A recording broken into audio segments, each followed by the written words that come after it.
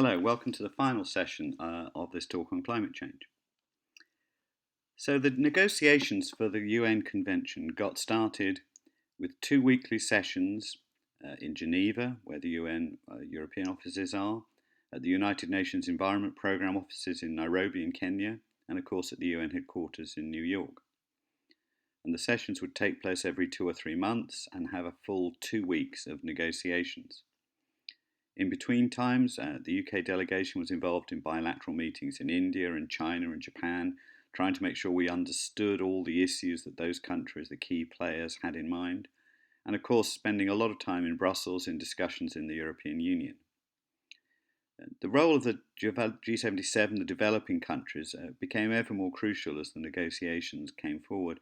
But also, we became very much aware that the G77 was split into the Alliance of Small Island States, into the Saudis and their continuing disputes about the science, the different views of China, India, and the big developing countries. And as we talked, 2 or 3 key issues came to the fore in the negotiations. The issue of targets and deadlines. That's it, really about what are we going to do to reduce emissions of greenhouse gases? What's the target for reduction? And what's the deadline? By what date is that reduction going to have to be achieved? The issues around money, that the funding for developing countries to make sure that they were able to implement their commitments fairly under the convention. And the continued debate there were in the negotiating chambers and in the side meetings about the morals behind the convention. How are we going to make sure that the historic responsibility of developed countries was properly reflected in the agreement that was reached? And at all these sessions, the meetings where hundreds of delegates were assembling at all these different sessions, the non-governmental organisations, the NGOs, had a key role. That obviously included people like Greenpeace, Friends of the Earth and others that we worked with, but also organisations like the Global Climate Coalition, which very much sounds as though it ought to be on the side of urgent action on climate change, but actually was a US lobby group funded by various oil and coal companies in America, who attended the negotiations in great numbers and worked very hard to persuade countries and delegates that action didn't need to be taken and the science was really rather unreliable. The final session of the negotiations was due to take place in New York for 2 weeks in February 1992, preparing, as I said, for the Rio Earth Summit that would follow in the early summer. However, the negotiations didn't reach any conclusion at that February session. We hadn't managed to get the key agreements. So a further session was arranged for 2 weeks in May, just over a month before the Rio conference. And at this time, it really looked as though there was the possibility of no agreement being reached. Already, the UN negotiations on the Parallel Biodiversity Convention had run into the ground. The US simply wouldn't come on board. Developing countries were unwilling to commit if the US wasn't providing some funding and support from them. And that convention, although it would be signed by some countries at Rio, didn't attract all the key players. So after talking through what the options were and working with ministers on how to take it forward and how to make sure we really did get all the key players on board, we arranged with some of the team, myself and my boss, to go to Washington in May to talk bilaterally, just the UK and US. And we were involved in a whole series of discussions on individual bits of the text, trying to work out what language the US could sign up to. Fax machines were burning on both sides of the Atlantic as we would write text, change text, put in amendments.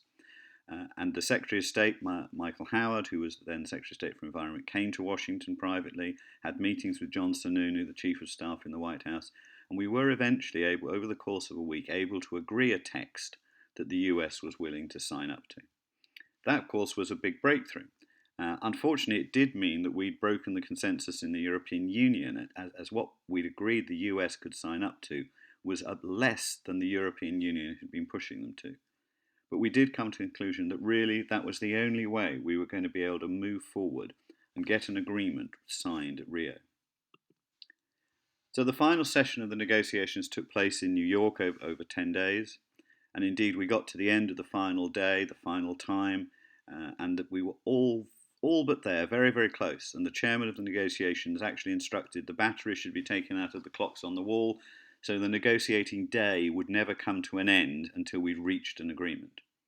And finally, very close to midnight, as I recall, the chair banged the gavel and announced that the convention had been agreed, despite the Saudi delegation still being on their feet arguing.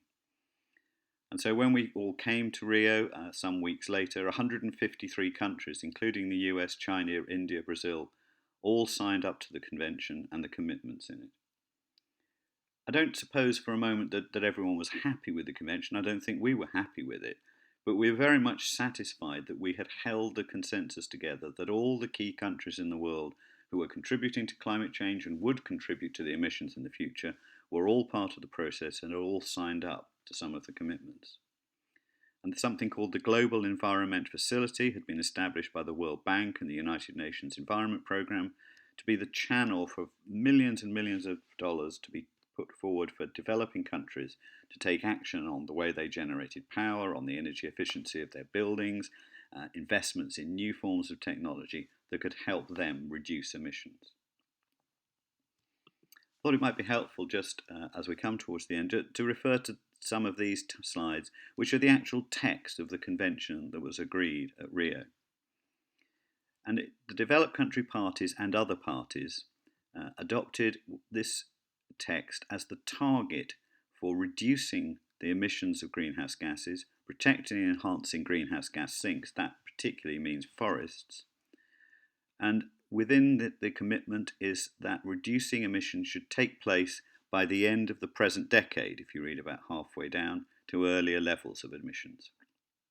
The language is very complex and complicated, but it still amounts to, at bottom, a commitment to reduce everybody's greenhouse gas emissions by a certain date, and thereby take the first essential step to tackling global climate change. And within the preamble to the convention, some of those key issues that I've been highlighting were captured.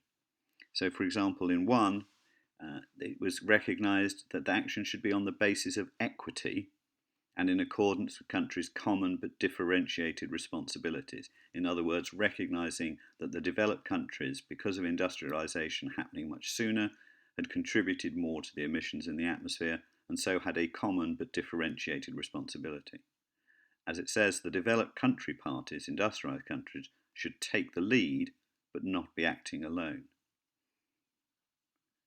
And further down in this third paragraph there, you'll see a reference to some of the important principles that underlie the convention, that precautionary measures should be taken, and particularly that, in lines 4-5, the lack of full scientific certainty should not be used as a reason for postponing measures.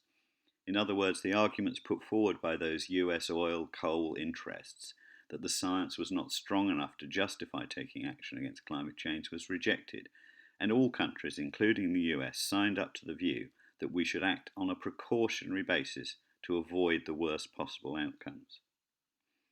And further down you'll see in the fourth paragraph there reference to that important concept of sustainable development, and that development programs should take into account that economic development is essential for adopting measures to address climate change.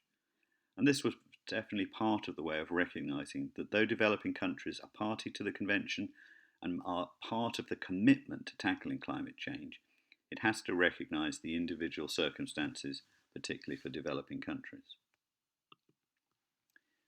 Article 2 of the convention is what's called the objective, and this is really important. The ultimate objective of the convention and the related legal instruments that will follow, that we'll talk about in just a moment, is to achieve stabilisation of greenhouse gas concentrations at a level that would prevent dangerous anthropogenic interference with the climate system. And that's a long way of saying that we must take action so that the greenhouse gases that build up in the atmosphere never get to the stage where it is dangerous for the climate and hence for the planet. And quite a lot of the negotiations that you'll be aware have gone on since 1992 in Rio have been about defining what that level should be, because that level is essential for understanding how much emissions the world can ever cope with. And once we understand how much emissions the world can cope with, you can start trying to decide what the individual responsibilities of each country should be to contribute to constraining emissions within that level. And since the convention, a great deal has continued to happen. The Kyoto Protocol was adopted in 1997, which firmed up the targets on reducing greenhouse gas emissions, while still maintaining the broad consensus among all countries.